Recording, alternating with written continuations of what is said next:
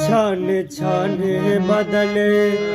तोहरो मिजाज रजऊ उड़न बाज रजऊ धोखेबाज रजऊ छन छन बदले तोहरो मिजाज रजऊ उड़न बाज रजऊ धोखेबाज रजऊ घर भर के जिमा सैया तोहरे कपार बा तोहरे कपार बा